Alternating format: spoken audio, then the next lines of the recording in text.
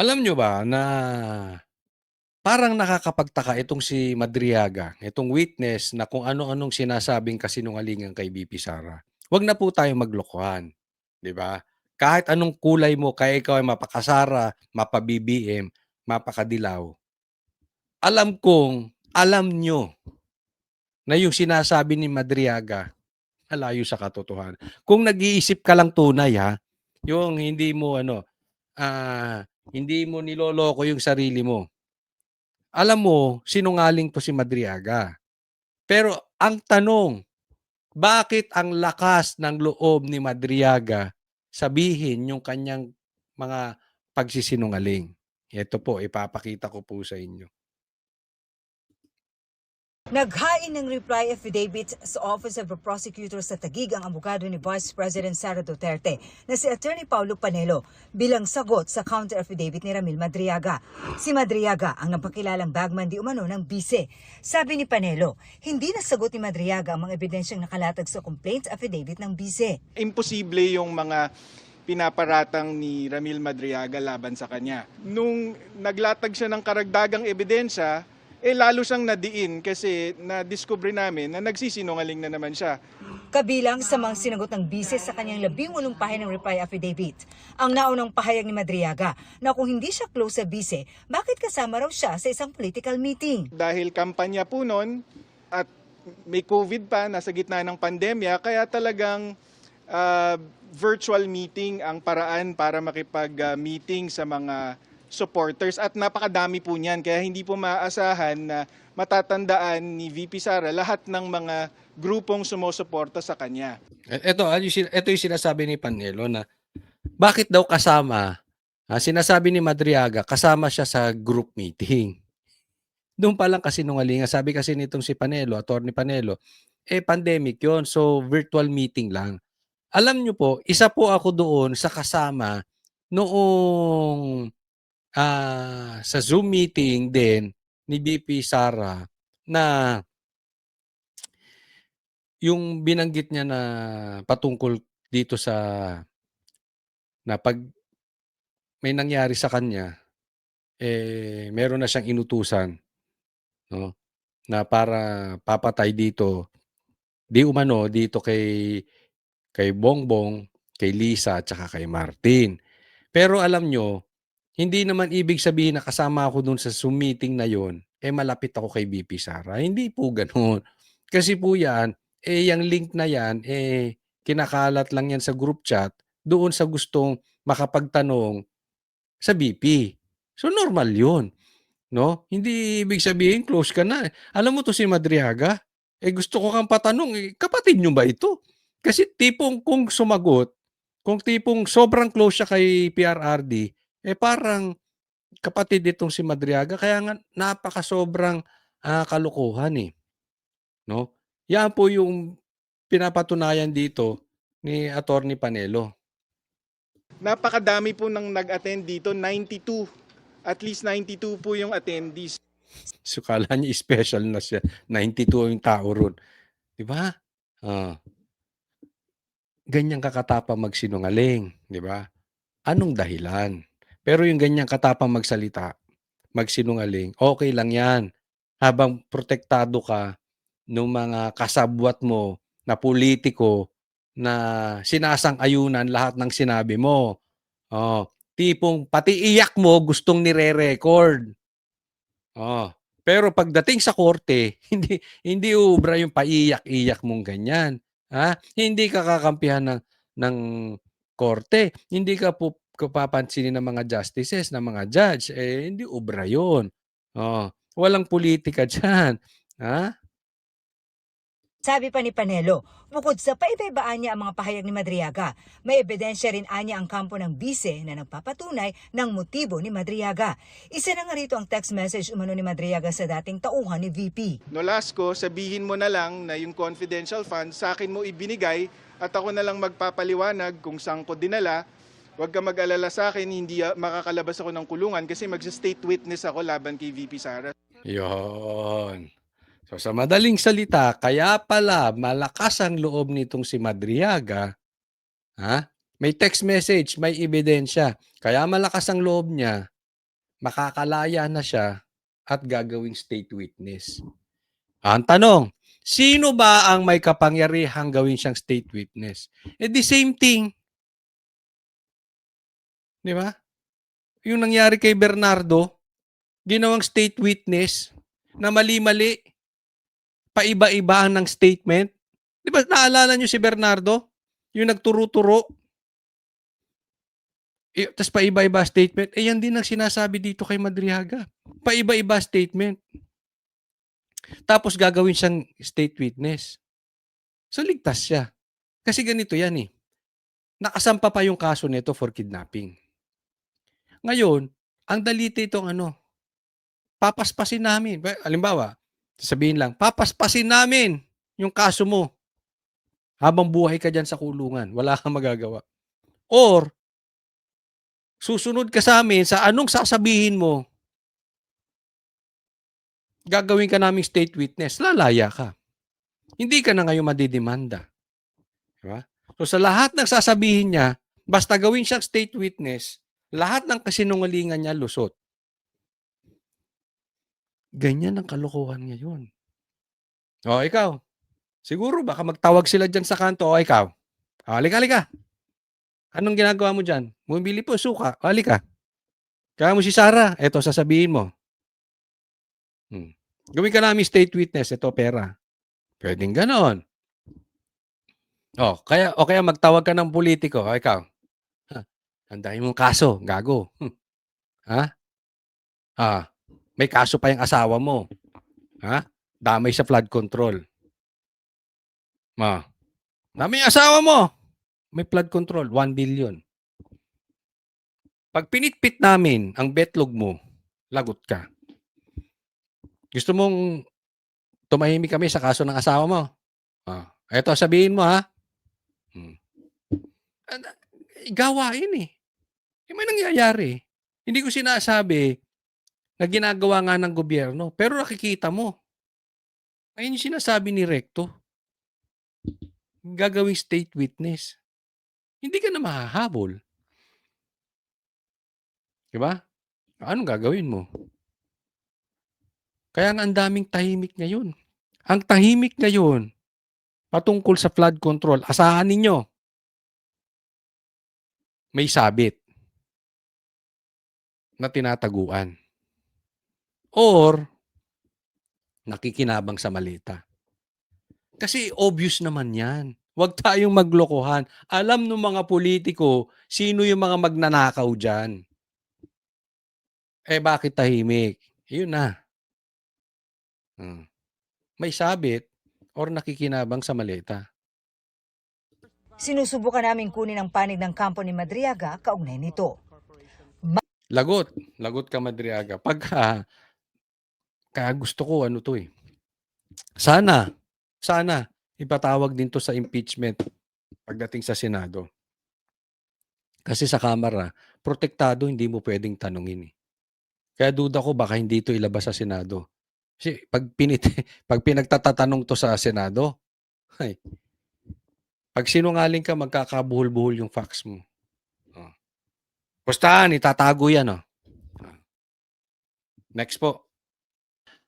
Alam nyo po, kumakalat-kalat na, at nasa nasa mainstream media na posibleng hindi na matuloy yung impeachment. Posibleng hindi matuloy o posible ding matuloy. Kasi marami na pong nagsisiurong na ayaw ng, kasi magbobotohan po at hindi sila boboto para doon sa impeachment. Tatandaan po natin magto-2028 na. Next year, campaign period na. Alam naman nila kung gaano kalakas ang BP Sara. Kung hindi ka in denial katulad ni Llamas o katulad ng mga Pinklawan, alam mo, chances are, kung buhay si Sara at hindi siya mapapatay or hindi siya mai-impeach, which I think hindi siya mai-impeach, si Sara talagang next president. Kaya marami ugong-ugong na hindi matutuloy ang impeachment. But matuloy o hindi, nabawas na talaga ang sumusuporta sa impeachment na to. Kaya nga naman, ito pag-uusapan natin, itong itong mga congressman na umuurong na at ayaw sa impeachment.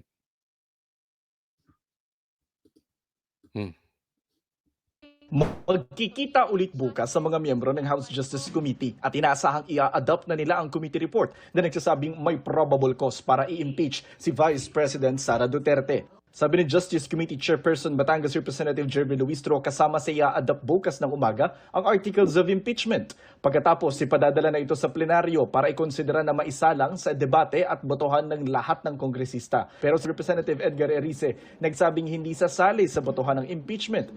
Hindi ko sinasabi na walang pagkukulang o pagkakamali si VP Sara, pero sa tingin ko ayoko maging parte nitong moro-moro na ito na labanan ng mga dinastiya at hindi naman talaga ito sa pagsusulong ng accountability, hindi naman ito sa pagsusulong ng governance.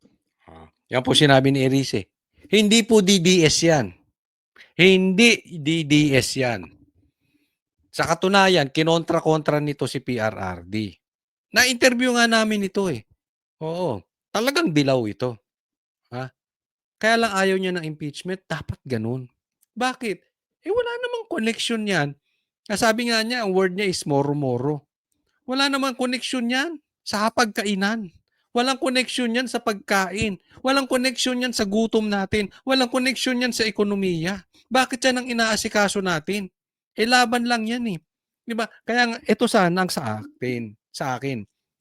Kay pula ka, kay dilaw ka, kay DDS ka, ang puntiryahin natin, paano ba aangat ang ekonomiya natin? Paano natin hahabulin yung mga magnanakaw ng ghost projects? Doon tayo mag-focus.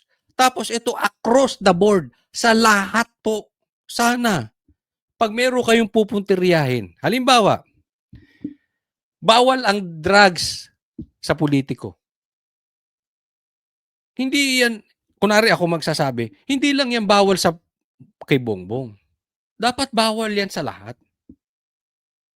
'Di ba? Yan yung sinasabi ni Erice, pagsulong ng accountability. Hindi naman yung pagsulong ng accountability. Pagsulong nung maleta nyo. Pagsulong nung inyong career diyan kay Bongbong Marcos. Kasi kung sisilipin mo yung confidential funds ni BP Sara, it's impossible na hindi mo sisilipin yung confidential funds ni Bongbong Marcos. Patas lang, ganun lang naman eh. Coach Oli, halimbawa, galit ka sa adik. Yes, galit ako sa adik. Paano ko madiskubring si Pulong, adik? Asahan ninyo, babanatan ko araw-araw si Pulong. Mag-resign siya. Patas tayo. Hindi kami makadidiis dahil pikit mata kami. Hindi po ganun. Naalala nyo? Kahit sinuportahan ni Sara si Bongbong Marcos, kami Banateros, hindi ako sumuporta kay Bongbong Marcos. Doon lang tayo sa totoo. Pero I believe, hindi adik si Pulong. Ginamit ko lang example yon. Sana, kay pula ka, kay dilaw ka, patas. Pero ngayon nasa krisis tayo. Pwede ba? Unahin muna natin. Paano mapapababa ang presyo ng gasolina? Diba? Ngayong araw na ito, tataas na naman ang gasolina. Paano mabababa? Kanina lang, bumili ako ng pandesal, ng paborito kong pandesal. Diyan sa supermarket, yung binibilang ko 5 piso. Yung maliit, ngayon 7 pesos na. Diba? Isipin mo. Dapat doon tayo nakafocus. Sabi ni Erice, personal na desisyon niya ang hindi pagsali sa botohan ng impeachment at hindi ito desisyon ng kinabibilangang Liberal Party.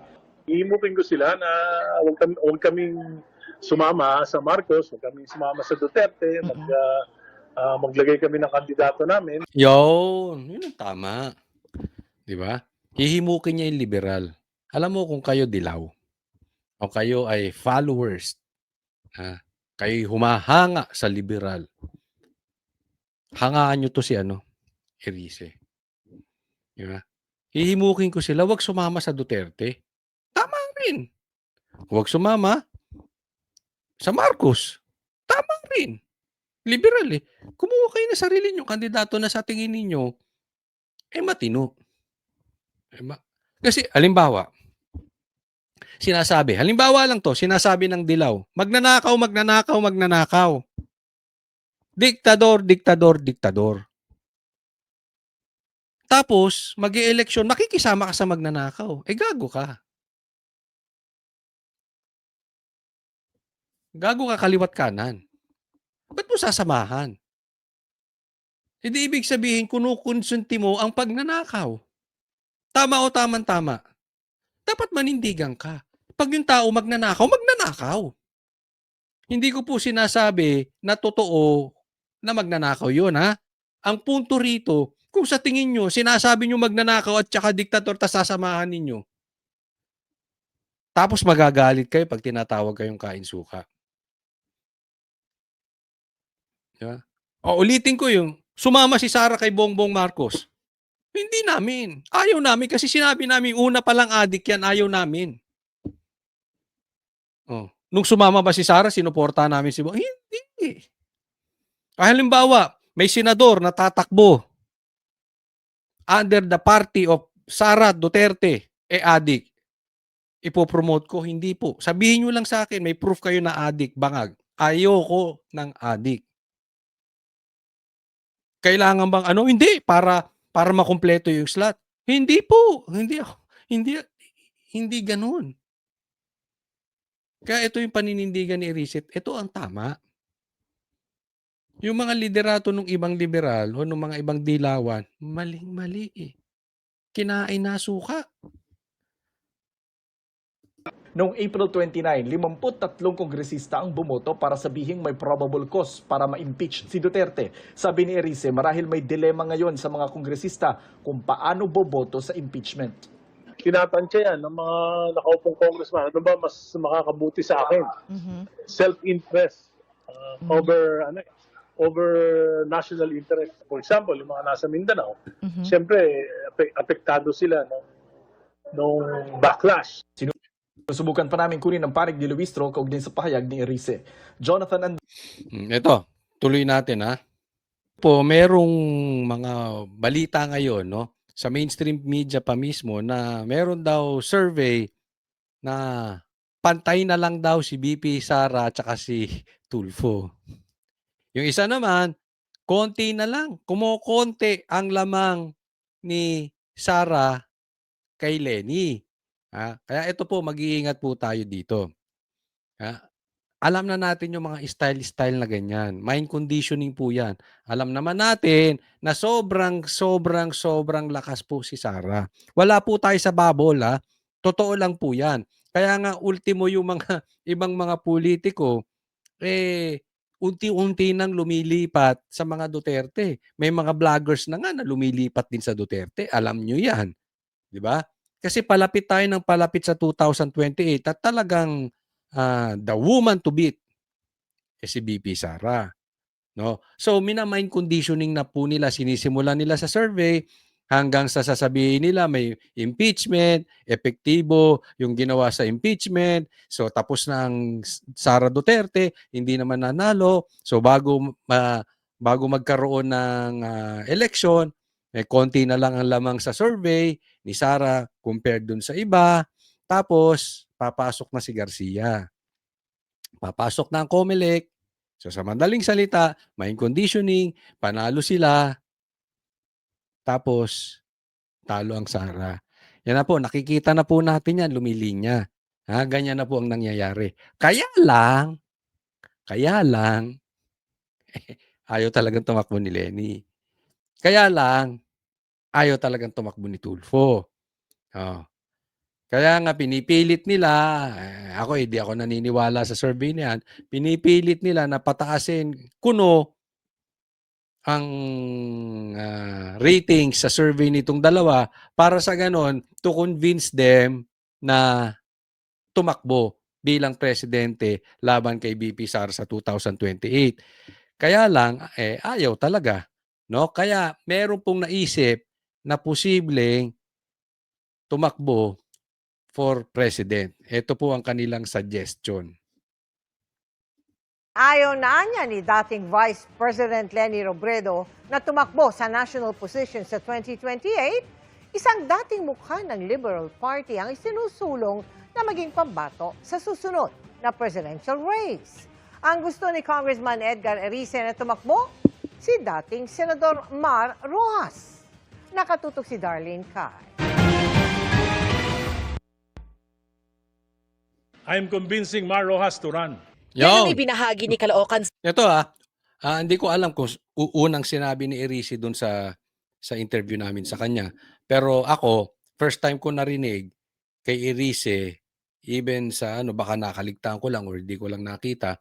Pero first time ko narinig sa kanya na ang itinutulak niya ay si Mar Rojas. No, okay yan. Wala tayong problema diyan kasi alam ko naman hindi rin mananalo yan. Maggaganun-ganun lang yan.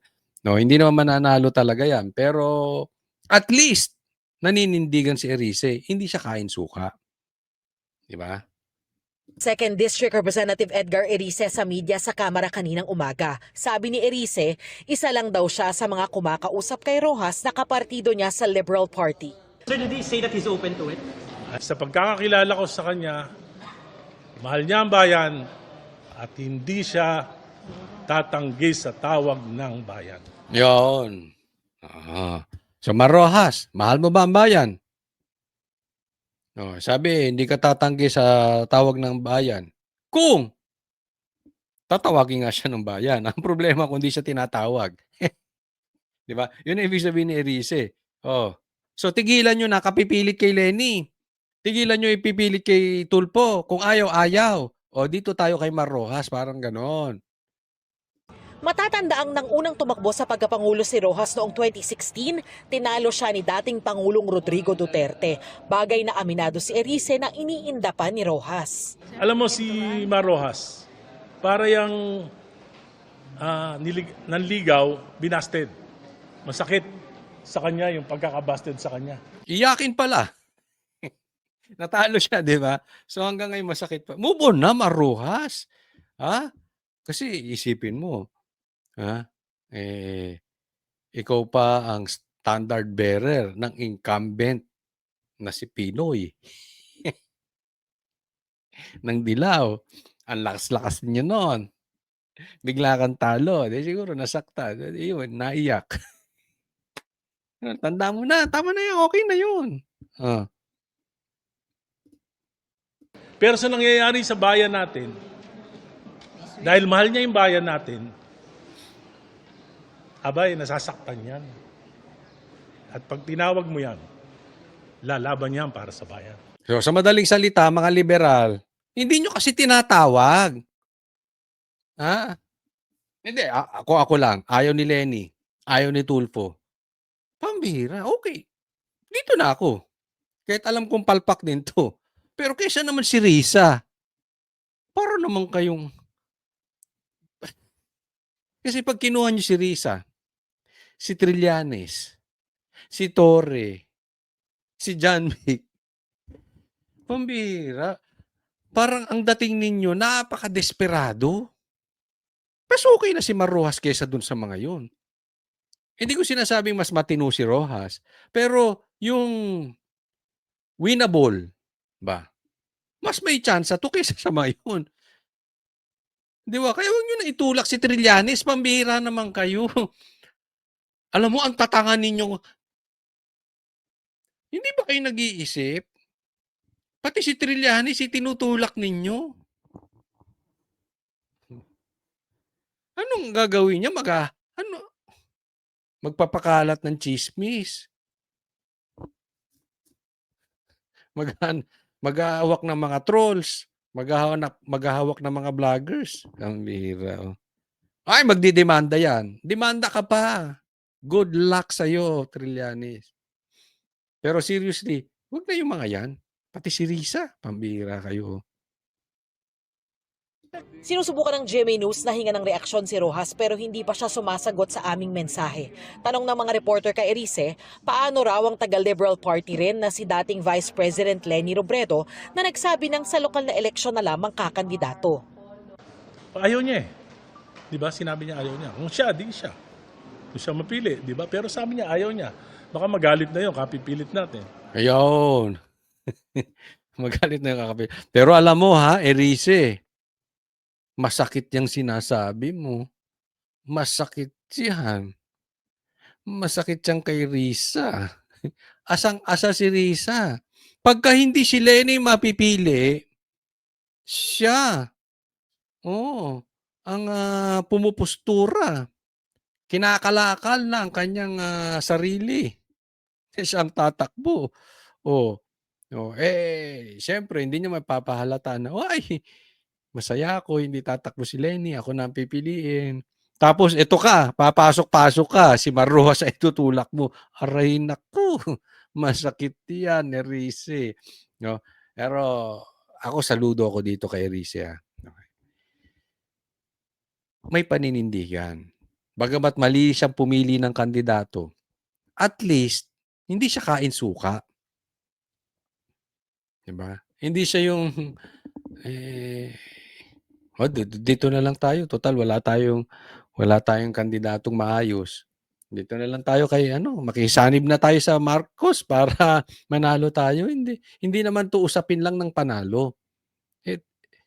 Of course kailangan yung manalo. Kasama po 'yan. Pero 'wag niyong kakalimutan, meron ding paninindigan 'yan. Diba? Bakit ka nga sasama sa magnanakaw? Kapipilit natin. Nauna nang naghayag ng intensyong kumandidato sa pagkapangulo si Vice President Sara Duterte. Alam mo, ang ganda ng style ni Sara nung pagka nag-pronounce siyang tatakbong presidente sa 2028. Oh. Nagsiurong yung mga kumag. Yung pumupostura. Yung totoong winnable, pansin nyo, yung winnable, umaatras. Bakit? Kasi alam nila malakas pa sila sa politika eh. They have a lot of things to lose pag natalo sila kay Sara.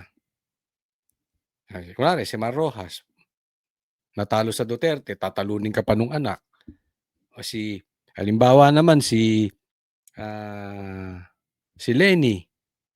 Oh, 'di ba? Natalo din kay Bongbong Marcos tapos matatalo ka pa kay Sara.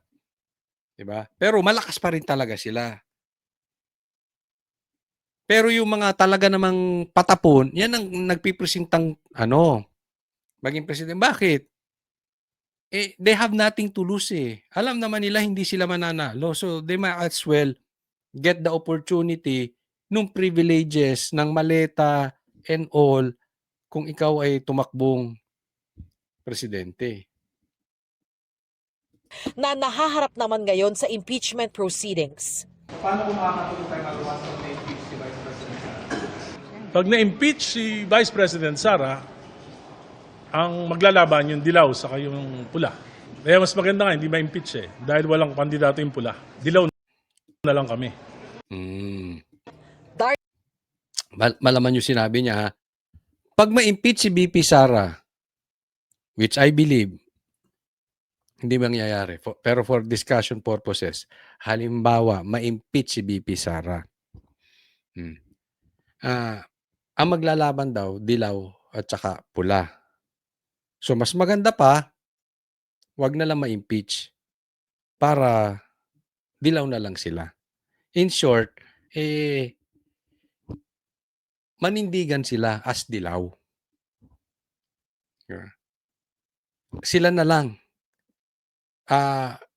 Hindi siya takot sa challenge ng possible na laban ng dilaw at Duterte. Kaya ayaw niya ma-impeach. Hindi kailangan na i-eliminate mo yung kalabang malakas para basta siya, dilaw na lang. Baka sasabihin nyo, DDS to. Hindi po. Ganito dapat mag-isip ang liberal. Pero ang balita natin hindi lang siya ang ayaw sa impeachment sa liberal. Meron din pang iba. Marami na rin po sa mga congressman ngayon na ayaw sa impeachment. Kaya nga po, may malaki po ang possibility na hindi po matutuloy ang impeachment na yan. No? Hindi po natin sigurado, pero napakalakas na po ng ugong. Ang daming ayaw sa impeachment. Alam naman natin this is political, this is numbers game. Hindi po yan kung guilty si Sara o hindi. Pero syempre, palapit sa 2028, tatamaan sila niyan. Lalo-lalo na alam ng taong bayan, tatandaan sila. Kaya tayo tandaan natin yung mga Pilipino. Tayong mga Pilipino, tatandaan po natin itong mga politiko na papanig sa impeachment. Doon pa lang makikita natin wala na silang paninindigan. Kaya congrats sa iyo, Erice. Ganito ang dapat. Ito gayahin ninyo. Hindi yung for the sake na bilib ako kasi ito matanda na eh. Aminado naman siya, sinasabi niya, Coach, matanda na ako. No? Yung iba kasi matanda na, meron akong kilala diyang senador. Matanda na. Ang kanyang panig, parang gusto na lang kumolekta ng maleta since magre-retiro na eh. Kumita na lang. Di ba? Kilala nyo kung sino yon. Total, hindi na tatakbo next. Kumuha na lang ng kumuha. Pero ito, ayos, nanindigan. Ito po, pag-usapan natin sinasabi, delikado na po. Ang buhay ni Bongbong Marcos. Nanganganib na po. Ang buhay ni Bongbong Marcos. Kaya nga naman, parang siya talagang concern. Ito huwag kayong magagalit. Normal po sa magkapatid yan. Baka mamaya magagalit na naman itong parang kabit. Hindi ko sinasabing kabit Itong mga kabit ni Bongbong Marcos. Sila pang unang magdi-defend. Pero tatandaan po, dugo po ito. So, ang daming pinatamaan dito. Ito po, simulan natin. Ma'am, being the presidential sister, how's your relationship with our president? Non-existent. At this point, of course, mahal ko siya, kapatid ko, pero I haven't seen him. Perhaps over a year now. And I don't really go to the reunions. It's not comfortable, and I prefer my kids go. Ang sakit po, no? Yan ang problema pagka talagang ang pamilya pinasok ng kademonyuhan. Isipin ninyo, ang yaman nyo na, ang powerful nyo pa, yung tatay mo naging presidente, yung kapatid mo nag-presidente. Pero kayong magkapatid, walang relasyon. Yung pambihira.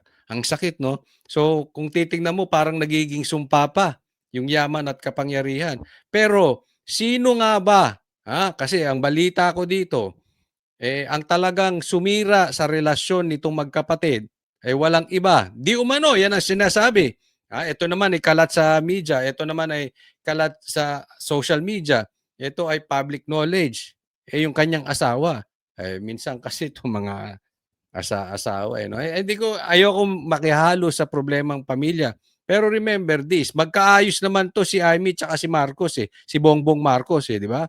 Sa katunayan, si Amy pa ang pumilit kay BP Sara. Na maging Vice President ni Bongbong Marcos. Di ba? So, at that point, maayos naman sila. Yung pala, nagkasira na. Dahil, di umano, ito ang asawa ni Bongbong Marcos. Mahirap. Dapat sa mga ganitong bagay, ito usapang pamilya lang to, pero sa kanila naman na yan.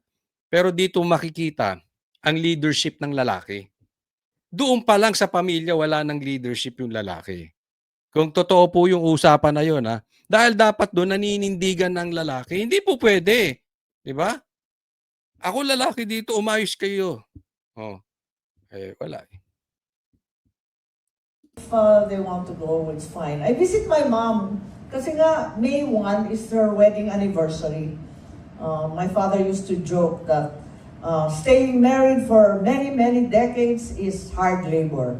Pero Actually, Labor Day namin yan. So, I visit her and we have our get-togethers. My mom's turning 97. Super bisdak, waray-waray. In July 2, she'll be 97. Going strong. Eating lechon. So despite na hindi na kayo nagkikita, mga almost 1 year, but for sure the president is very much alive, contrary to the fake news. I know as much as you, Mitch. Kung ano Oh. Bongbong Marcos is alive. Yan ang tinatanong eh. Sa madaling salita ang tanong, yung bali-balita patungkol sa kalusugan ni Bongbong Marcos. Napapansin natin di ba? Dito nadali si Jason sa. Fake news daw. nakikita ko sa dyaryo na sobra siyang pumayat, na parang nahihingal sa pagsalita. Ngayon, mukha naman nag-improve, tumaba konti. I'm just hopeful that he gets the best care possible and makes it his priority. At the end of the day, I said that there were drug issues and addiction issues, and I exposed that in November. Wala pang 2 buwan, diretso na siya sa ospital ilang beses. Kaya Yan ang matindi. Delikado ha. Merong drug issue si Bongbong. Siniwalat niya na yan. Wala pang 2 months, labas-pasok na si Bongbong sa ospital. Diyan pa lang makikita mo, that is very dangerous. That is very critical. Bakit? Kung ikaw ay gumagamit ng ipinagbabawal na gamot at labas-pasok ka sa ospital, hindi po biro yan. Hindi po lagnat-laki yan. Hindi po bata yan na normal na nilalagnat. Hindi po yan. Hindi po lalabas-pasok sa ospital. Hindi po ako nagsabi. Kaya nga po, ang nangyayari dito, parang si Aimee, lumalabas, pinapanigan yung mga balita patungkol na ibinabalita ni Jason Sa. Kasi sabi fake news daw eh. Diba si Jason Sa? Hindi ko po pinagtatanggol si Jason Sa. Ang sa akin lang, kung mali si Jason Sa at kailangan niya managot, dumaan tayo sa tamang proseso. Huwag yung maglalabas kayo ng fake news, ng fake warrant of arrest. Kasi parang fake yan eh. Hindi raw available. Tapos Thursday ng gabi kasi kanibukasan holiday. Doon naman eh. Alam mo, sinasabi, may mga nakakausap akong abogado. Eto, pakinggan yung mabuti. May mga nakakausap akong abogado. Dapat nga magdemanda si Jason Sa. Bukas lang, tatawagan ko si Jason Sa. Busy lang ako ngayon eh. Sinabi ko dun sa abogadong kausap ko, bukas tatawagan ko si Jason Sa. Sasabihin ko, encourage. Hindi po pwede. Yung ginawa kay Jason Sa, hindi po pwede. Hindi niya dapat palagpasin yon. Alam niyo kung papalagpasin to ni Jason Sa, gagawin at gagawin at gagawin sa mga vloggers, sa mga media. Okay, kung may kasalanan si Jason Sa, panagutan niya. Wala tayong problema doon. Ang problema, yung wine-weaponize, yung warrant of arrest. Naniniwala ba kayo na nagkamali ang korte? Kasi ang sabi, nagkamali lang ang korte. Typo lang. Kaya nakalagay doon, no bail. Not bailable. Naniniwala kayo? Totoo yan? Ewan ko sa inyo. Ilagay nyo sa comment section kung kayo naniniwala na nagkamali ng kay Jason Sa. Pero kung ako tatanungin ninyo, dapat magsampa ng demanda si Jason Sa para mahalukay yan. At sino ang merong pumulitika sa likod niyan. Paiksiin ko. Wag po kayo. Sorry for the word. Tinarantado si Jason Sa dyan. Kaya, Manong Jay, bukas mag-usap tayo. Ako'y suggestion lang naman. Kung ayaw niya, walang problema. Sarili niya naman yun eh. Yung sa akin lang, may dapat managot dyan. Lang hindi pa ulit-ulitin. Dahil pagka hindi niya sinampahan niya ng kaso, susunod-sunurin yan. Maglalabas sila tapos sasabihin nagkamali tapos sorry, nakulong ka na. Pinitpit na yung betlog mo ron sa loob. Diba? So anong gagawin? Tatakutin ng mainstream media, tatakutin ng social media. Ang dami pa naman takot sa mainstream media. Kaya talaga nalulungkot ako. I'm very, very sad that he's not being taken care of, and he's not watching out for himself. I wish Yon. Sa madaling salita, sinasabi niya na lulungkot siya sa aking kapatid at hindi niya inaalagaan ng sarili niya. Oh. Ako, sabihan ako ng ganon, ha? Ang dating nun, pinapatamaan yung asawa. Walang nag-aalaga dun sa kapatid ko. Hindi, ayoko na magsalita. Medyo nakaka-relate ako sa ganyan. Oh, 'di ba? Hindi mo inaalagaan eh. Oh, puro ka lang puro ka puro tapos yung kapatid ko, parang ganyan kay Amy. Yung kapatid ko labas-pasok sa ospital. Ayaw niyong pag-resignin. Ayaw niyong tutukan yung kanyang health. 'Di ba? Itong problema ng bansa natin, emergency. Kailangan ng may leader na nakatutok. So imbis na yung kapatid ko pinagpapahingan nyo para naalagaan yung kalusugan niya at merong makaupo, hindi to political. Ako, naniniwala ako. Ulitin ko, ilang beses kong binanatan to si Amy. But I feel her. Hindi po political ang issue dito. Ang issue dito, pambihira kayo. Mamamatay na yung kapatid ko. Nagtatrabaho nyo pa. Hindi niya sinabi yan, ha? Pero kasi, yung drug addiction, tapos labas-pasok sa ospital, hindi po binibiro-biro yan. So, kulang na lang sabihin nyo, mamamatay na yung kapatid ko. Pinakikinabangan nyo pang mga alimal kayo. Ayaw nyo pang pagpahingahin. Ayaw nyo pang ma-enjoy niya yung buhay niya. Ayaw nyo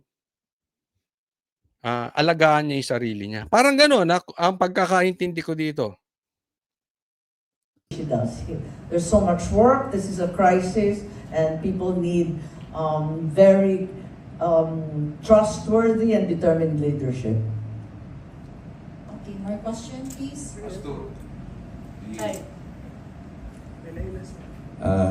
It's a shame, actually. Maybe to put to rest all this, I have been enjoining them to issue a medical bulletin. Yun, pasok di ba? Yun sabi niya, it's a shame. Sa Tagalog, nakakahiya. Pinaganda po. Sa madaling salita, nakakadiri kayo. Ba't di pa kayo maglabas ng medical bulletin? Kung walang sakit, edi wala. Simple lang. Maglabas kayo ng medical bulletin. Yung doktor niya nakapirma official. Karapatan naman ng tao na malaman na yung kanilang leader ang talagang nagdidesisyon. Kasi parang iba eh. Parang yung leader natin, sasabihin ko sa inyo, hindi na siya talagang nagdidesisyon. Parang, Kasi parang hindi niya alam. Isipin mo, sasabihin niya, nahuli. Pero hindi naman pala. In short, nabubulungan. Bongbong, eto sabihin mo, basa. In short, hindi siya nagdidesisyon. Wala siyang alam sa nangyayari. Akalain mong sabihin niya ni isang baril walang pumasok sa loob ng KOJC. Hindi niya alam. Wala siyang alam sa nangyayari. Parang sinabi, eto sabihin mo, Bongbong. Huwag ka na nagtatanong. Basa. Di ba? So, kung hindi siya talaga mamamatay na, pagpakita ka ng medical bulletin. Hindi ako nagsabi kapatid mo.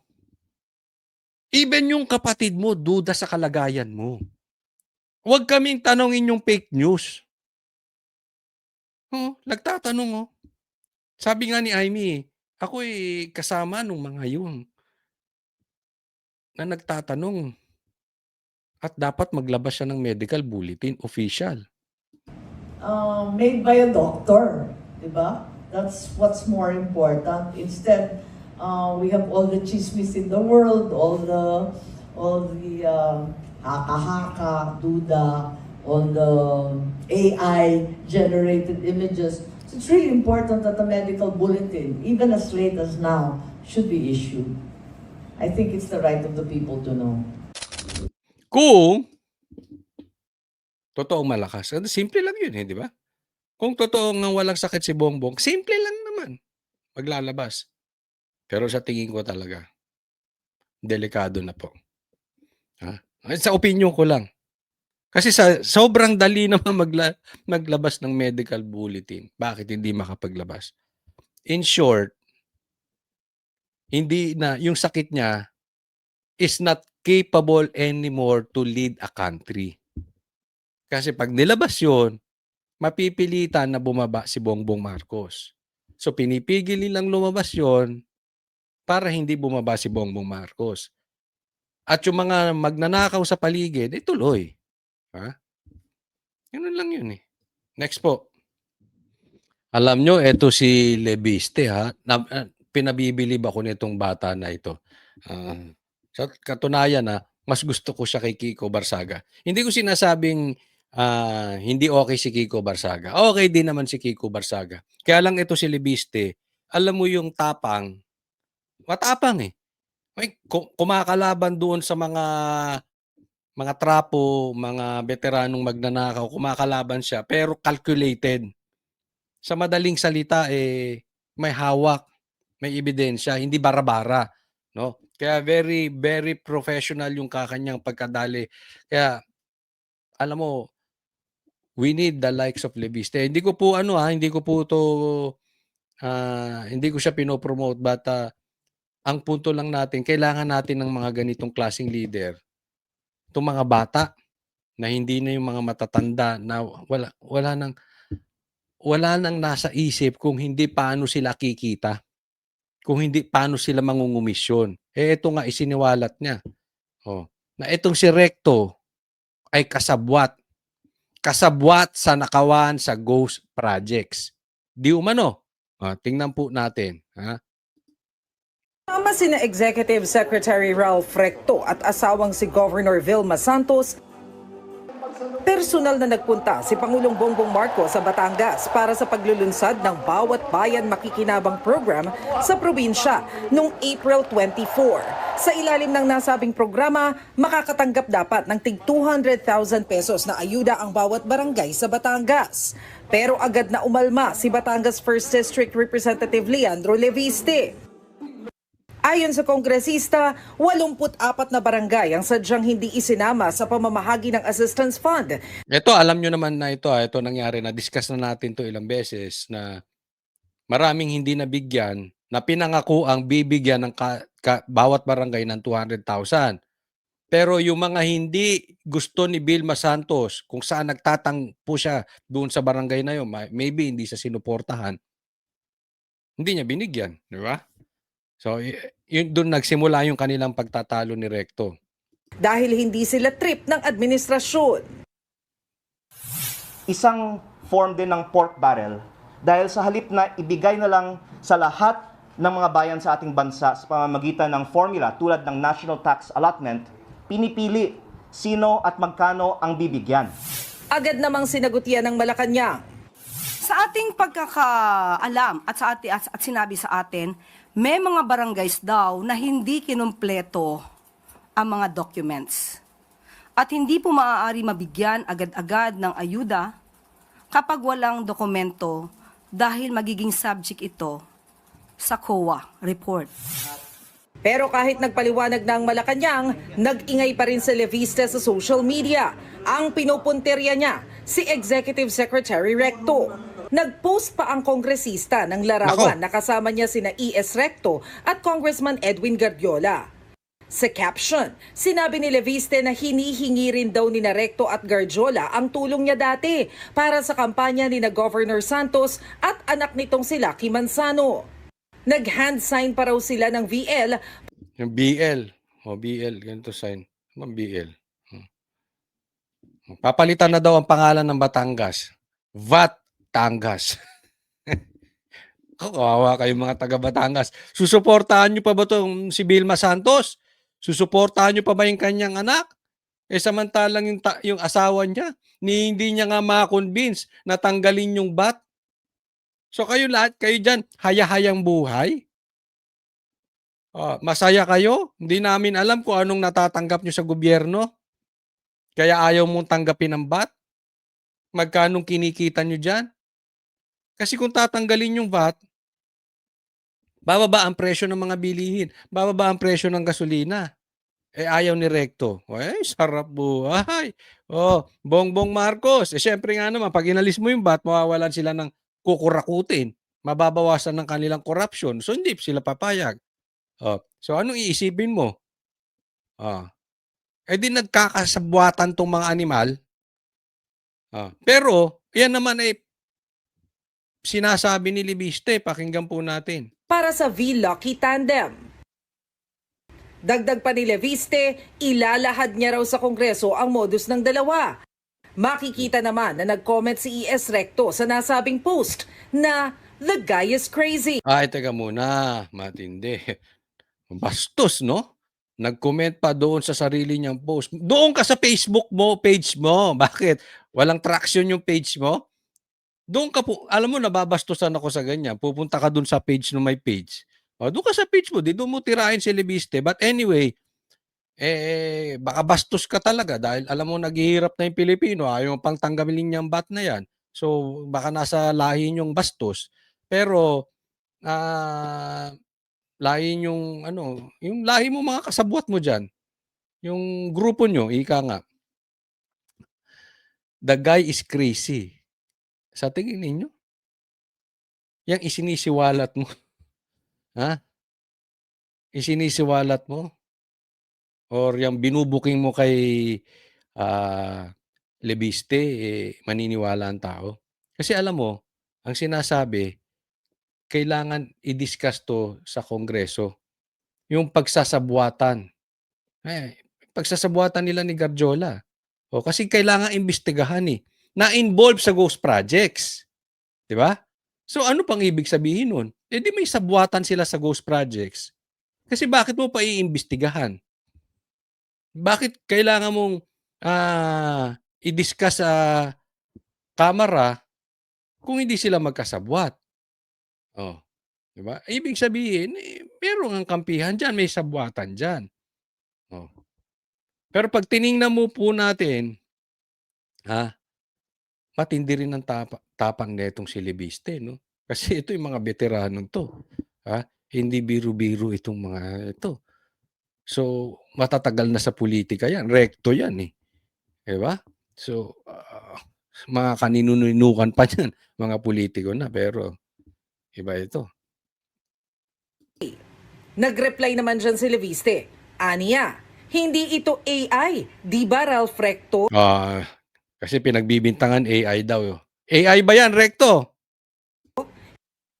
Hindi na sumagot ang Executive Secretary. Nag-post naman si Recto kalauna ng mga larawan nila ni Leviste. Walang caption ang post, pero kuha pala ito nung nag-oath-taking si Leviste bilang kongresista nung panahong Finance Secretary pa lang si Recto.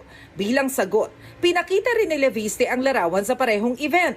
Sinabi niyang ginagalang niya si Recto na kaibigan din ng kanyang ina, pero kinwestiyon niya ang koneksyon ni Recto kay Guardiola na nauna nang sinabi ni Leviste na sangkot sa flood control anomalies. Yan. Dati nire-respeto niya si Recto. Sa madaling salita, nawala na yung respeto niya. Kaya nananawagan siya sa Kongreso na imbestigahan. So, it means may alam si Leviste to the very least nakasabwat sa flood control scandal ito si Recto. Meron siya. Meron siyang partisipasyon. Alam mo yung sinasabi ni Recto na crazy daw itong si Leviste. Yan po ang pinakamababang pagdepensa yung sarili. Kasi pag may sinisiwalat patungkol sa iyo, tapos ang sasabihin mo lang, he's crazy. Or fake news. Tapos na. So sa madaling salita, wala siyang maipakitang ebidensya, wala siyang mapakitang rason na hindi totoo yung sinasabi ni Leviste. Ganun lang di ba? Pag pinagbintangan ka pero totoo, addict ka, pero addict talaga, ano sasabihin mo? Fake news. Kapag sinabi, may sakit ka, stage 4, pero totoo may stage 4 ka, hindi mo mapapatunayang hindi kasi pag itinanggi mo, maglalabasan yung totoo. Anong sasagot mo? He's crazy. 'Di ba? Simple. Kaya ako naniniwala ako, totoo 'tong sinasabi ni Libiste. Hindi siya maninira kasi simple, eh. Para mo sabihan ng ganyan ng isang tao, lalo't si Recto, na sanggang dikit ng presidente. Obviously naman, 'di ba? Sanggang dikit ng presidente. Puwede mong sabihin na agad na, hindi totoo 'yan, mapapatunayan ko 'yan. Oh. Pero wala, eh, 'di ba? Wala siyang masagot. Kaya ako naniniwala, guilty. Guilty. Sa akin lang naman 'yon, hindi naman ako korte. Hayaan natin ang korte mag-decide. But kung tatanungin yung opinyon ko, totoo sinasabi nito si Libiste. Dapat daw itong imbestigahan ng Kongreso. Ang maiksing tugon lang dyan ni E.S. Recto, sinungaling si Libiste. Gano'n, puro gano'n, eh, 'di ba? Adi ka? He's a liar. Kunwari bakla, bakla ka, bakla, eh, totoong bakla yung sinasabihan. Eh, ayaw niya, nakatago siyang bakla. Hindi siya mahilig sa tubig, hindi siya mahilig sa malaki. Ano sasabihin mo lang? He's a liar. Tapos, ang guilty to. Ay, nako. Pustahan. Nagbabalita mula. Huwag pong kakalimutan doon sa mga hindi pa po subscriber, subscribe po kayo dito sa channel ni Coach Oli. At ang balita ko, si BP Sara, handang-handa na. May interview siya. May interview po kay BP Sara na handa na siyang tumakbo bilang presidente. Naku, ang saya nito. Hopefully matapos na tong problema natin sa gobyernong ito. Huwag pong kakalimutan, i-like po itong video na ito. At sa mga hindi pa po subscriber, subscribe po kayo. Maraming salamat po. God bless po and patuloy na ako'y humihingi ng inyong suporta at sumubaybay kayo dito sa channel na Coach Oli News. God bless.